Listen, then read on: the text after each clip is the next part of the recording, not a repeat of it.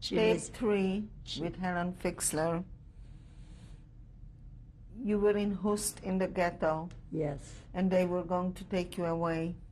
We didn't know. Just when they came, they told us to come. They took us to the train, and they loaded us up, and we went, but we didn't know when, where, and what, nothing. That's all. What did you take with you?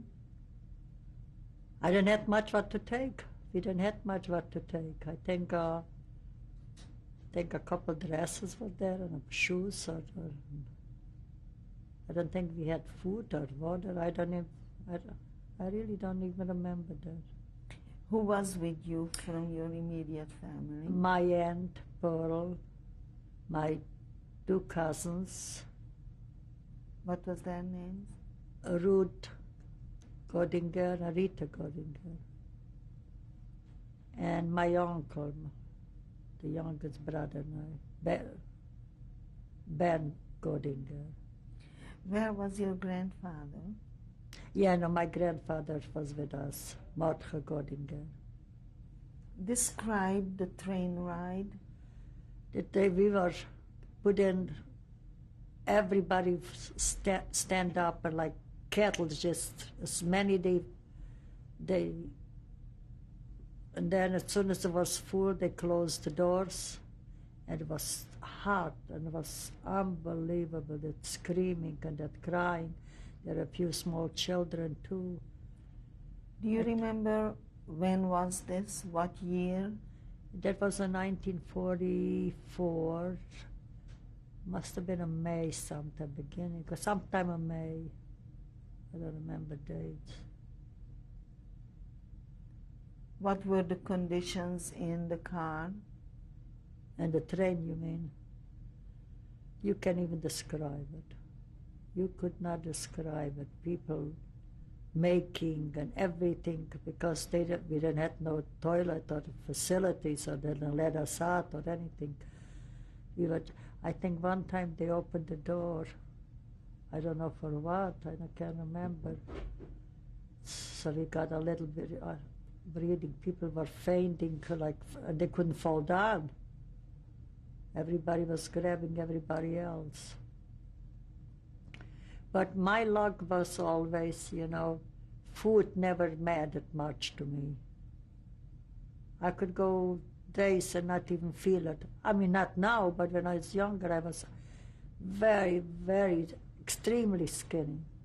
Because when we came to Auschwitz, they put me in the children's lager and say 8.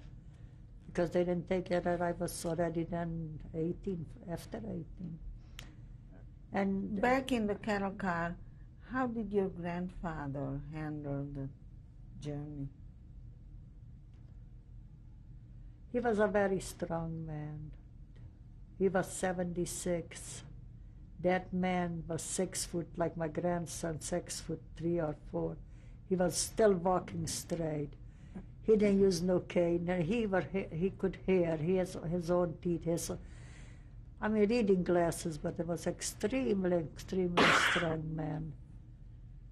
But how he handled it, so many years, it's 57 years. It was since everything started with me. Who could remember?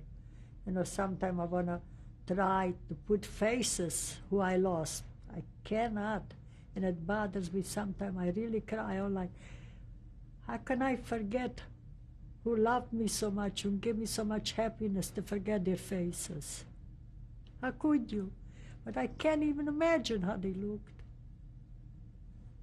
I can't imagine how they looked at all. I don't know, dumb or what happened, I don't know. How long was this journey? 2 or 3 days. 2 or 3 days. How did we know? Who knew the days? So did we know what a day is or a night is? We didn't know what it was. So where did you go? Where we go, we came, they told us we are in Auschwitz, but we didn't know where it was. So right away they started separating Mangala, you go here, you go there, but we didn't know. And they right away took us in the buildings, and we had to undress right away. They cut off, they shaved our head and every place, and they gave us that wooden shoes and one striped dress. And they took us to the barracks. And we were starting to talking. There were people, they said, we are a year and I said, a year or 2 years? You must be, how could you live in here a week? It's impossible to live a week there. But do you live? I was there with I found a lot of friends there from Hust, the Kahanet and her sister. We knew each other from home, and Margaret Novak and all of them. So we got one, they call it the bed, it was just 3-story, and on each level, just the boards were there, no pillows or no nothing, just the boards. So and on each row, there were 12 of us there, and sometime at night you hear they just break the top, fall in and killed 1 or 2 or something like that. And but they told us, and I could never figure out, next day they were feeding us, what was it, black coffee and a piece of black bread, and I think that some kind of salami full of blood. I learned to live off my black coffee and the piece of bread. I could never eat nothing. Even now I'm a very spoiled eater, very finicky. I don't know why, but I was always as a child. How long did you stay? In Auschwitz I was till November. Almost at the beginning of November we left. I think it was almost empty, the camp. And then the 250 girls, they took us. And then to Zittau. While you were in Auschwitz, did you do any kind of work? No. In the beginning, we just going to deliver the food back from the kitchen, bringing the food and the bread. So that was I was with the children, so they didn't make us work. Which camp? In Auschwitz and Seelager, Block 8. And describe a day in Auschwitz. What is there to describe? There is no words or no describing. And our entertainment was at night, because the Seelager was right across from the crematorium. So we used to stay on the back door there, and we were watching how the smoke, in the beginning you were sick and everything else, and after a while you get used to it. It was natural. Watching how the smoke, because human smoke don't go up, it goes down because it's heavy from this. And one night I remember that screaming remember when they took the gypsies, all in one night, I think about 30,000, and they were screaming. We were right by the crematorium, we could hear them. Tell them, don't go so fast, don't run, we know, because they were there a long time, so they knew already what is going on. We didn't know from nothing, but they knew.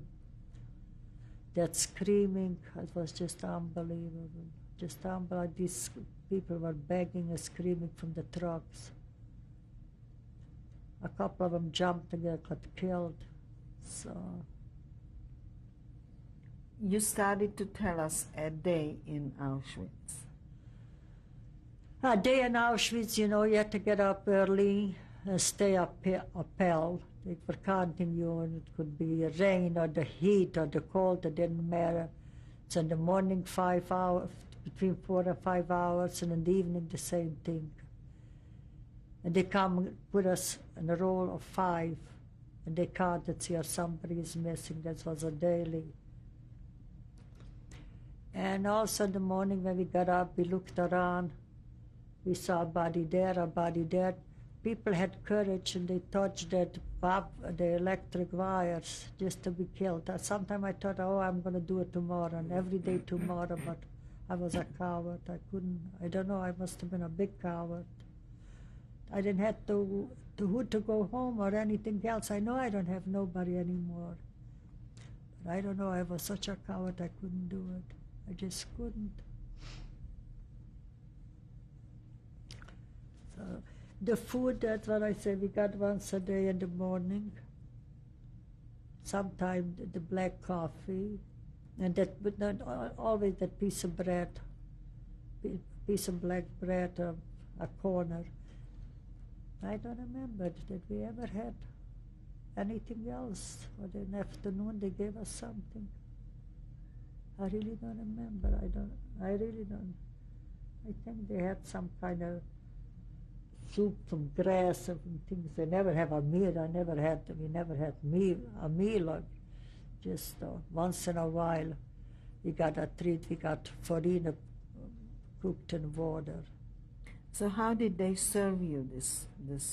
Everybody had to have something. A lot of people just had the wooden shoes. You had to organize yourself a can from something or something. They didn't give we didn't have nothing. The majority of people are like now. I sit put the foot on the wooden shoes and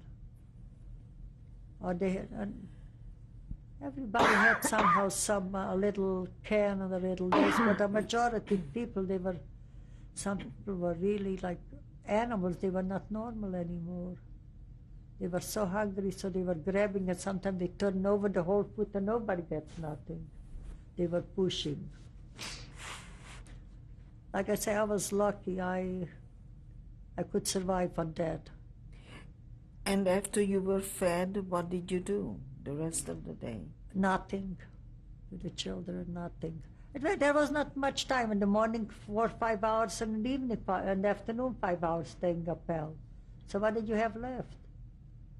And it was already getting dark early. I mean, they didn't care it was dark. We didn't have no lights. We didn't have no anything.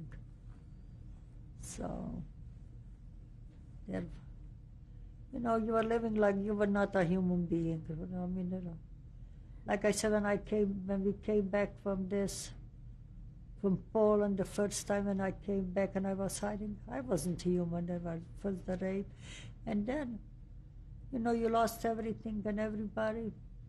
You couldn't cry, you couldn't grieve, you couldn't do anything, because you couldn't think.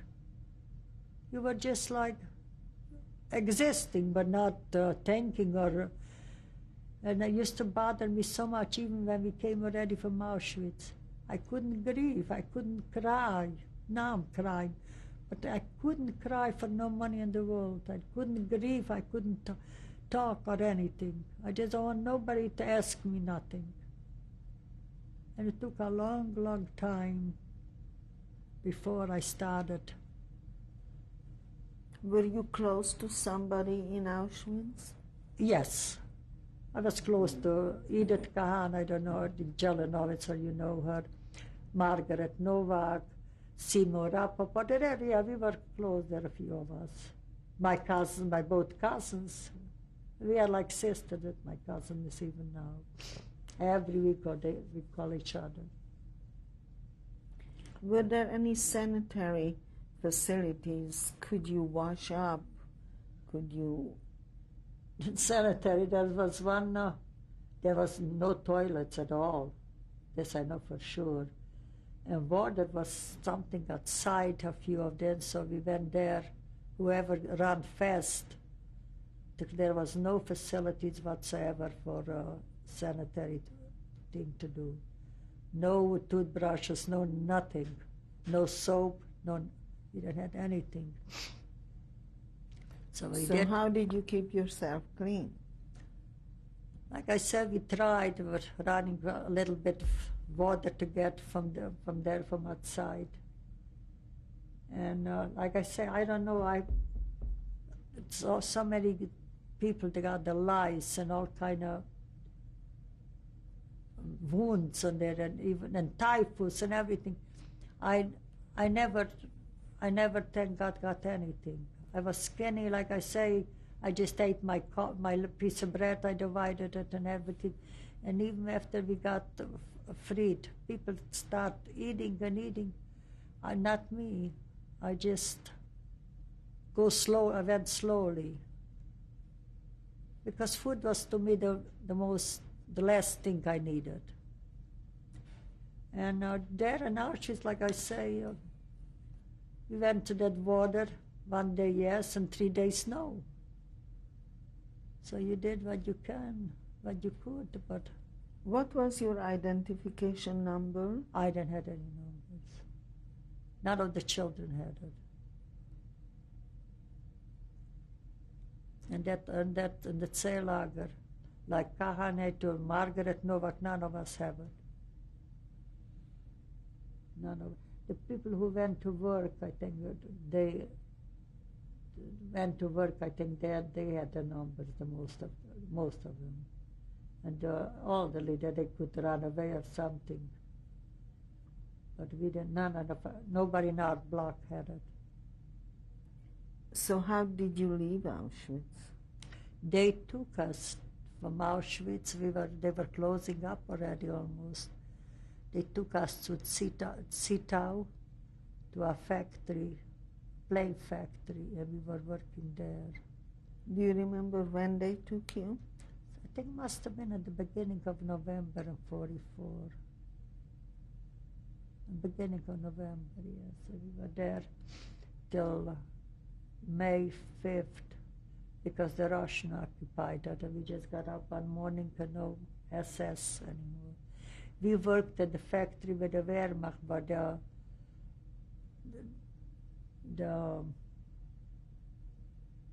do you say it, the one who was watching the assessments, the Lagerführer and everybody was assessments. Just the Wehrmacht was working with us in the factory. What kind of work did you do? They brought in the whole engine from the plane, and we were supposed to need screw to make a little hole and onto the other, and then take the wire and fasten them both together.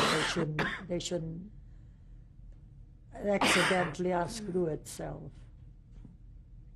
This is the work we did there.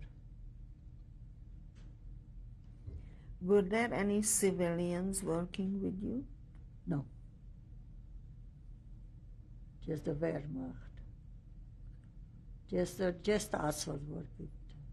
Any other prisoners? Yes, we were at 250 girls.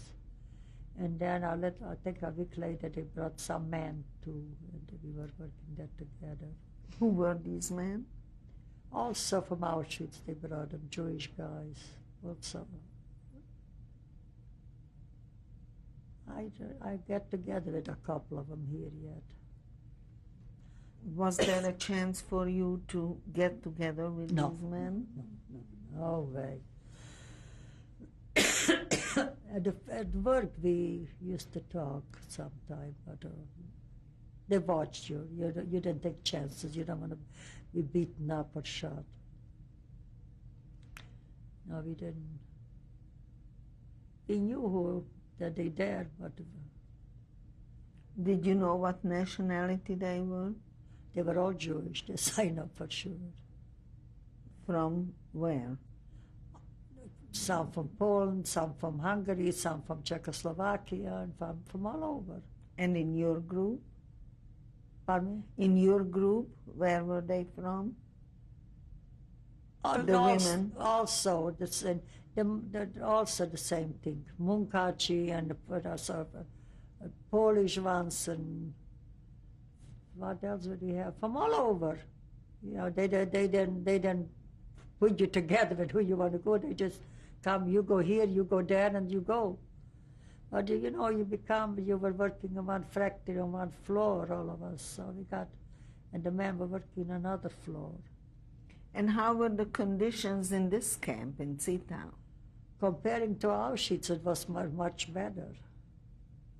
I think because, I think because the Wehrmacht was there, and I think a lot of Czech people were living around there. So, but the same thing, 12 hours working and then stay uphill. Not so many hours like in Auschwitz. And I think the food was, at least they give us some soups twice a day. And also a piece of bread. But the Wehrmacht was not bad at all to us. But they were afraid also. At least they didn't beat us or anything. You had to work, but and they knew already it's coming to the end. So, but when we got up one morning, no SS, nobody, and everything is open go. Do you remember when this was? That was May 5th. May 4th or 5th. Because we started, they'd seen me Rappaport from Hust. Her cousin married before the war yet, the Prime Minister from Czechoslovakia, Croft. And when we came out from Zittau, we knew we are not far from Liberec, which I don't know how far it was. So there was a lot of Germans, we took their bicycles, and we went into Prague. And they were still fighting at the corner side, must have been. But when we came there the next day, my friend Simi said, let's go and see, or my cousin came back with her husband and 2 children. Maybe they could put us up someplace. But she didn't know that he sent his wife to America, and he and the 2 children were in England. So we came to the palace there, and he recognized her right away, the Prime Minister Croft with the children. He came, I think, the 6th or the 7th of May it was already.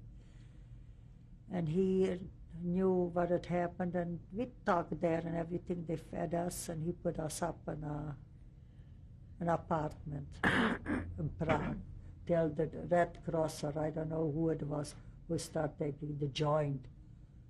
They used to call it, I think, American people and the Jewish organizations from England, when they start taking care of us already then. Do you remember the day of liberation? Describe what happened that day. That day it happened, like I said, we got up in the morning, going to work like every other day, and all of a sudden everybody, the men were jumping at this and screaming, we are free, we are free, we are free. And everybody was running to the city, because we were out of the city, to get food, whatever they found, mustard. And my friend Simi Rappaport, we have to laugh, she found a chicken, she always, even Auschwitz, she used to eat, she said, I'm going to eat because I want to live. I couldn't look at when that soup was so smelly. And whatever she found, she ate, and she made everything. But we weren't, and then we came to Prague, the 6th or the 7th, so one of these days. She wrote a book of somebody told me they're going to give it to me with her 2 daughters. Her husband died, Dr. Solomon. And she is still in Ohio, but we lost touch so many years. So that's all I remember from the date. Who remembers the dates? Who liberated you? The Russian. Did you know that then? No. We didn't know nothing that the Americans. So what year was this when you were liberated in Sita? May of 1945. And what was the first thing you did when you found out you were free? We tried to, we left that right a day or two later. Like I said, we found some bicycles and we came into Liberec. And then Liberec already with the checks, you know, they gave us, they fed us. We told them already that they knew who we were already. And we were there a day or two, and then we went to Prague. So and there I stayed like with the girls till the rest of the people came. My cousins came already. And we were always waiting by the train, see who was coming from where. So I found my two cousins, and my two cousins came with a Czech army from Russia. So they were much older than we are, so they took care on us already, because they were in the army, they got an apartment, and I never went back home at all. I never went back. So where did you settle finally? In Prague. I got married there in Prague. And I was working on the officers' quarters for the Czech army, and I was working for an elderly man. I couldn't find the picture, general. He came back from Russia with a wife with his two daughters. They were both movie stars, Herečky. He was already in the 70s. He was like a father to me. Do you remember his name? No, I don't. But I have to look for the picture. I know I brought the picture because we got married there. He was my interferer. Would you believe it? How would you describe it in English, an interferer? But when I got engaged to my husband, he begged me. He said, Helenka, that you didn't live nothing yet. You didn't know what life is. You're so young. Where you going? What you doing? So we settled in Prague. And we were very good friends. And they were living here, a villa in the country. We were always invited there. When I got married on November 20th, no, I got married November the 20th. How did you meet your husband? In Prague, you know, we got together always, they're looking for people. Everybody was going to look, and maybe you find somebody who you know. What I know, I couldn't find nobody in my family because they were young, very young kids. But you always went to the trainer, you went here and you went between people and see maybe you find somebody close yet again. And that's what I went then one time where he was, and that's how we met. Where was he from? Maidan, Czechoslovakia. But the general, he begged me, he said, stay with us, and whatever happened, we take care of you and everything. So when I got married, he and his wife are interferers. And then in May, on 46 years, was supposed to be in Czechoslovakia, the votes, and he was afraid that the communist is going to win. And he was in Russia, so he saw the communist life. So he called me and my husband. He said, you know what, kids, you have a chance. Leave. Go to Germany, go any place, but don't stay here till you know for sure what it's going to be. We have to stop again.